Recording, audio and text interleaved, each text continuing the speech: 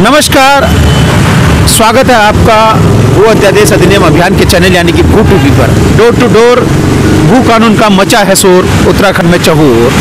हम लोगों के घरों में जा रहे हैं और घरों में जाके हम लोगों को देख रहे हैं। आज हम आए हैं किरण सुंदरियाल दीदी के घर में और ये हमारे साथ बहुत दिनों से जुड़ी हुई है और हम ऊपर जाएंगे। आइए, हम दीदी के घर पे जा रहे हैं और दीदी आज घर पे है। दीदी से हमने फ़ोन किया था कि आपके घर में हम केवल ये करने के लिए आए हैं और देख रहे हैं कि हमारी दीदी कहाँ है। और दीदी अभी घर पे है।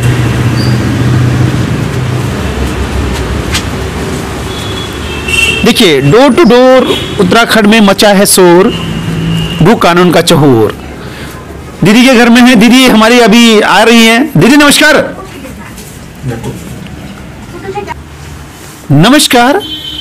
डोर टू डोर भू कानून का मचा है शोर, उत्तराखंड में चहुओर। आज हमारे बीच में लगातार 84 दिन से अनशनरत पंडित दीनदयाल पार्क में किरण सुंदरियाल दीदी हमारे साथ है। किरण सुंदरियाल दीदी के अंदर भी वही मन में टीस है। आप राज्य आंदोलनकारी भी रहे, आपने राज्य के लिए बहुत बड़ा संघर्ष किया और तब से लेकर हमारी मातृशक्तियों के अंदर टीस है कि जिस प्रकार से हिमाचल में भू कानून बना और यहाँ क्यों नहीं बन पाया। पूछते हैं डायरेक्ट, क्या है दीदी बताइए, भू कानून कितना जरूरी है उत्तराखंड के परिप्रेक्ष्य के लिए?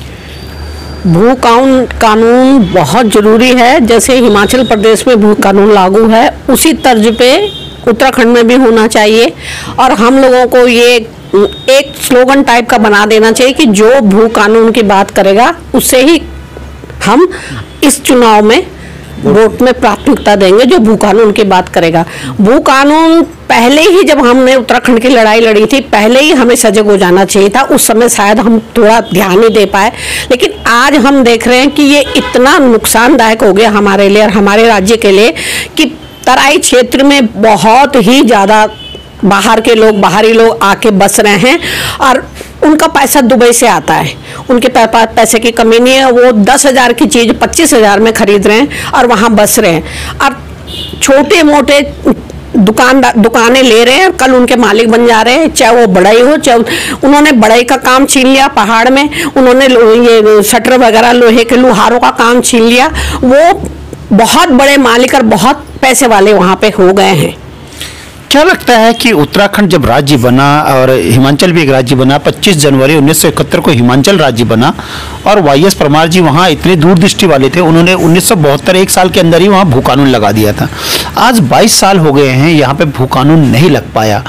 क्या लगता है कि यहाँ पे बाहरी आतताई, आयातित और भारी भूमाफियाओं का दबाव है कि जो कोई भी राजनीतिक पार्टियों ने इसकी पहल नहीं की? कभी कभी तो ऐसा लगता है कि दबाव भी हो सकता है, क्योंकि जितने, चाहे वो कांग्रेस हो चाहे बीजेपी हो, जितने भी बड़े बड़े नेता उत्तराखंड के तो नहीं है। उत्तराखंड के नेताओं को तो हम विश्वास कर लेते हैं जो हमारी जमीन से जुड़े हुए हैं, हमारे राज्य के। लेकिन बाहरी नेता भी तो दिल्ली के हैं। तो बड़े बड़े जो नेता हैं, पैसे वाले हैं, वो यहाँ भूखंड खरीद रहे हैं। जैसे जब से उत्तराखंड बना, उत्तर प्रदेश के बहुत लोग माफियाओं ने यहाँ बहुत बड़ी बड़ी भूमियाँ खरीद ली। तो उसका भी असर है कुछ, मैं मानती हूँ कि क्योंकि उसमें नेताओं का भी नुकसान है।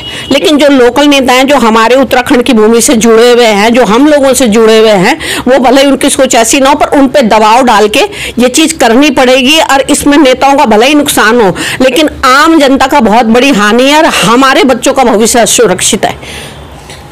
आज एक चिंता है मातृशक्तियों की, क्योंकि मातृशक्तियों के अंदर एक वात्सल्य होता है अपने नौनिहालों के लिए। वो हमेशा सुरक्षित भविष्य चाहते हैं, चाहे वो किसी भी क्षेत्र में हो।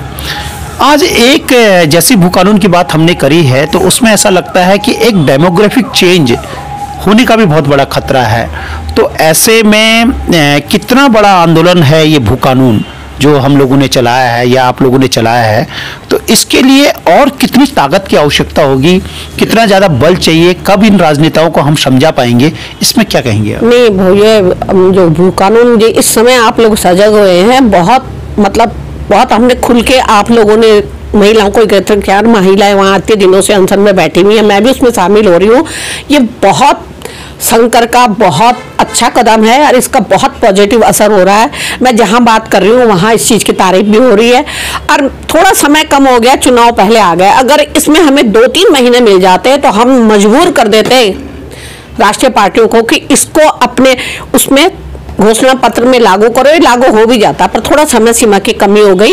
पर अभी भी हम महिलाएं, उत्तराखंड की नारी है, फूल नहीं चिंगारी है, अभी अभी हम महिलाएं हैं और हम इसे लागू करवा के रहेंगे, चाहे हमें कहीं भी बात करनी पड़े। अभी जहां मैनिफेस्टो की बात करें तो कांग्रेस ने अपने मैनिफेस्टो में इसको डाल दिया है। बीजेपी का आज मैनिफेस्टो आने वाला है, उसमें भी हमें पता चल रहा है कि बीजेपी भी इसको अपने मैनिफेस्टो में डालेगी और यूकेडी ने अपने मैनिफेस्टो में डाल ही दिया है। लेकिन केंद्रीकृत राजनीति करने वाले जो केंद्रीय पार्टियां हैं, उन्होंने कभी भी क्षेत्रीय पार्टियों को या क्षेत्र का कभी भला नहीं किया है। इस दृष्टिकोण से मैं आपसे एक प्रश्न पूछना चाहता हूं कि मातृ शक्तियों के अंदर केवल एक डर रह गया है, अगर भू कानून नहीं लगेगा तो जो महिलाएं हैं वो डरी डरी सहमी तो नहीं रह रही हैं कि भाई केवल एक भू कानून, एक ना भू उत्तराखंड एक टाइटल रह गया है और हमारे पास अब कुछ भी नहीं है? नहीं, ऐसा कुछ नहीं है, ऐसा कुछ भी नहीं है। और महिलाएं, उत्तराखंड की महिलाएं तो डरी डरी सहमी हो ही नहीं सकती, वो डरा सकती हैं, डर कभी नहीं सकती। इसमें बहुत अच्छा काम करेंगी महिलाएं, मैं आपको विश्वास दिलाती हूँ।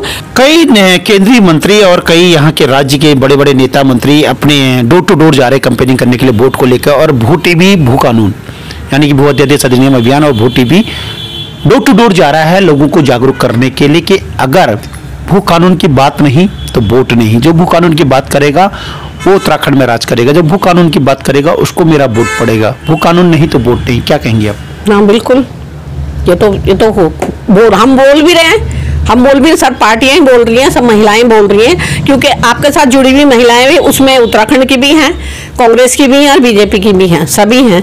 तो हम राष्ट्रीय पार्टियों से जुड़े हुए हैं, हम अपने लोगों से बोल रहे हैं और हम बात कर रहे हैं, बोल रहे हैं।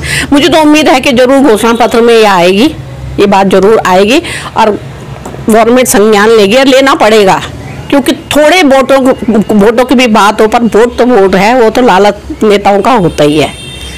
अंत में किरण सुंदरियाल जी, आप ये बताइए कि आप एक संघर्षी, जुझारू और राज्य के प्रति हमेशा समर्पित महिला हैं। संपूर्ण उत्तराखंड की मातृ शक्ति, युवा शक्ति और संभ्रांत जनता, गुणीजन और बुद्धिजीवियों से क्या अपील करेंगे भू टीवी के माध्यम से भू कानून के लिए? भू टीवी के माध्यम से हम भू कानून के लिए यही प्रार्थना करेंगे कि ज़्यादा से ज़्यादा लोग आए, जुड़े।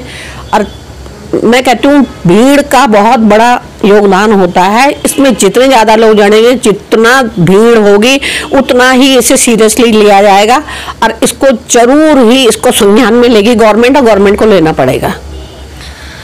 ये थी किरण सुंदरियाल, जिन्होंने राज्य हित में, जब से ये इनका विवाह हुआ या अपने जवानी के समय में, स्कूल के टाइम में भी, इन्होंने हमेशा उत्तराखंड के हित के लिए झंडा बुलंद किया।